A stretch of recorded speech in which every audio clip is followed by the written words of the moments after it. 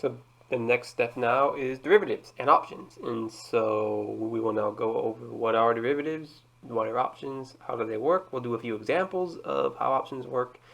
Again, this is going to be a brief, it's going to be a very primitive session. So if you do want to see more about option strategies, more complex option strategies, again, let me know. I can go over as many option strategies as you like. But for now, let's dive into derivatives and options. Derivatives are, for the lack of a better word, their price is derived. So price is derived from another security, another asset. Let's just call it an asset. And so what this means is you have you have an asset that you're buying and its price comes from something else. And so the most common example here is options. Options. And so how much detail do I want to do in call option? I'll go into, I guess. So we have call options. And so this gives the owner the right, but not the obligation. That's always the key here, but not the obligation to purchase a stock at a set price. And I will definitely do some examples on this. And then I guess the set price is, let me use the real term. So strike at the strike price. And so let's see all of the extra. And so the put, okay. And so then you have something called put option. And so you can think of this as call away, and then put is it gives the owner the right, but not the obligation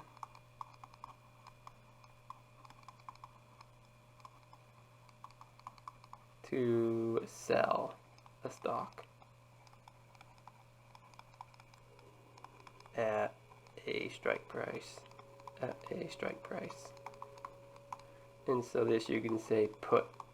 You can say, well, you put on. You can think this is putting a stock on someone, and this will make more sense when I go over how these work. So let's do an example here. So let's first do call options. So call options. So when you buy a call option, there's going to be a few things you'll see. You're going to see a purchase price. You're going to see the strike price or the exercise price. You're going to see the exercise date. The exercise date, and you might see some other things, but those are the three most important. And so what happens is this. So let's use an example. So let's say you want to buy an Apple. In Apple call to expire, I don't know, let's just say in November at, let's just say 150. Let's just pick 150. Expire in November at 150. And so let's say today, I guess I don't have the current price off the top of my head. Let's just say today it's trading at 140, and the call price is, let's just say $1. Make it easy, $1. And so how does this work? Well, first off, you buy the call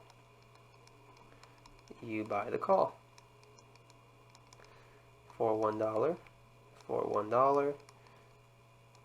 and so every option, so here's let's put a little star here. Every option is 100 shares, meaning when you buy one contract, And so you buy a call contract. So these are called contracts. For $1, you're paying $1 times 100 shares is $100. So you paid $100 for this. That's just for the contract. And then you also would be paying effectively the amount of shares. So 100 times the 140, but we'll get there. We'll get there. We will get there. And so let's sort of draw this out. So you have the stock price, and here we are today at 140. So you bought here, and let's just say it goes up to the 150. So now what can you do? And this is before the exercise price. So now you can sell, or not you can sell, you can exercise. You can exercise the call option at 150. So what does this mean? So this means that this means that you will profit $10 per share minus the contract, the $100 contract price.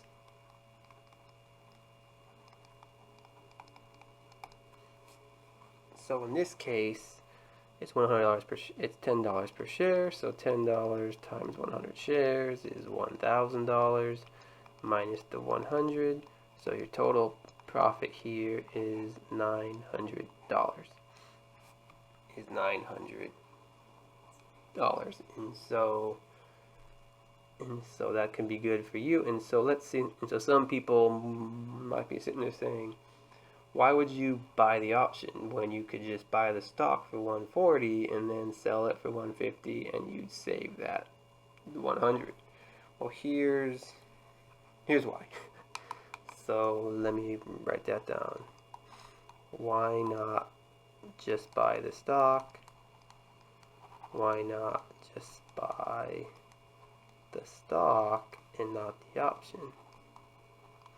And not the option contract to save the $100. To save the $100. Well, here's why. So here's why. The price might go down. the answer, simple answer, is the price might go down. Simple answer, price might go down. Price might go down. And so if you buy, and so let's look at that. So so if you buy at 140, so let's just say buy 140, buy 100 shares at 140. That's gonna be $14,000. And let's say the price goes down to 120 in a day. First, something happens, there's a bad earnings report, then sell 100 shares at 120 means, I guess we can, okay, well, we already did that. So now you're going to sell for 12,000 and you just lost 2,000. So you lose 2,000. That doesn't have to be this extreme. It doesn't have to be this extreme, but you lose. Actually, let's make it less extreme just to prove the point. So now it's 135. So 13,500. So we lose 500. And so let's say the same scenario happened under the option. So with the option, with options contract,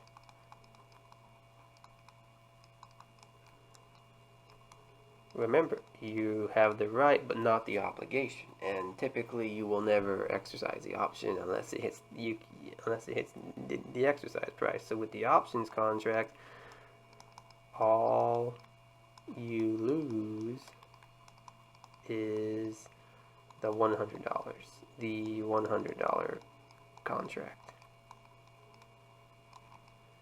And so obviously losing 100 is a lot better than losing 500, and so that's why you would do the options contract if you aren't sure if the price is going up. I mean, obviously if you can predict the future, then you're right, you would never do the option. Just buy the stock, it'll go up, you'll make more, you'll save the options contract. But that's why options are so beneficial, because we don't know what's going to happen in the future, and it's a way to it's essentially a risk management tool.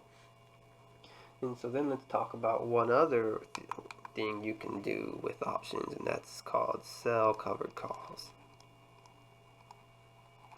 And so this, I don't want to do too many call strategies. Again, this is one of those topics you could talk for days on. There's a lot of option strategies. If you want to know some of them, again, leave me a comment and subscribe telling me which option strategies, or just genuinely saying, hey, give me some option strategies, and I could do a video on just option strategies. But this is a simple one. So selling covered calls is an income generating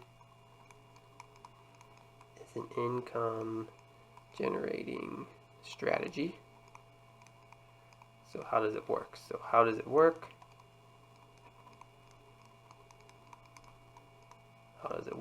So you already own, so the key here is you already own, say 1,000 shares of, pick any stock, AT&T, that wasn't a good and sign, AT&T, and you expect the price will stay flat. So stay flat means it won't go up, it won't go down. And so, and you don't want to sell, and you want to hold long term. So what does this mean in picture form? It means you have the stock going up, and then it just sort of wiggles like this. So what you can do is you can sell call options of your shares. And so, as we said before, you can sell these call options. So the call options have a premium, or have a contract price and exercise price. So let's put some numbers here. Let's say this is 30, and let's say up here is 32. And so you can sell these cover calls at 32, right? And so let's say selling a cover call at 32. So selling a call at 32 has a price of $1, just say $1 again. And so you can essentially sell 10 of these. So you have 1,000 shares, so you can sell 10 of these. So you decide to sell 10 contracts. And so that's $1,000 essentially. So that's $1,000 you make, because guess what? The price will never hit. Whoever's buying that call, they can only exercise up here at 32, but the price never hits there. And so all you're doing is collecting that, what's called premium. You're collecting that premium. The option's expiring, worthless, because they can only call at the exercise price. And so you're collecting this $1,000 every month, and it's a good way to generate income in a market that's not doing anything. So for instance, over the last 2 years, a lot of stocks haven't done much. People could have made money by selling these covered calls. Now, what's the risk? The risk is the price goes up to 32 and they take all your stock. So the risk is if price if the price goes to 32, they call your stock. They call your stock. They call your stock, and you lose it. And so that, I mean, you'll still get paid. So you'll get paid for it. So you'll get paid for the $32 per share. So you're not going to go home empty-handed, but you might have. But again, as I said over here, you want to hold long term, and so that's the risk. But and so this is where doing economic and stock market analysis is important to avoid that risk. Alright, so that's calls, and so now we can go to puts. Puts are, we'll do a put example, so put option. The example, again, similar, you can buy one contract, so let's just say we want to buy an Apple November contract for in Apple November, let's just say 120 contract for, again, $1 to make it easy. So what's happening here? So we buy the put contract for $100 because it's 1,000 times, it's not 1,000, 100. And so how can we make money on this? And so let's say we're trading at 130. So we want the exercise. So again, this is the exercise price. So this is the exercise price. And so we want it to go down to 120. And so that's where we can exercise this contract and make our profit. And so the price trickles down, we make our profit. Now we can essentially put the stock on the seller,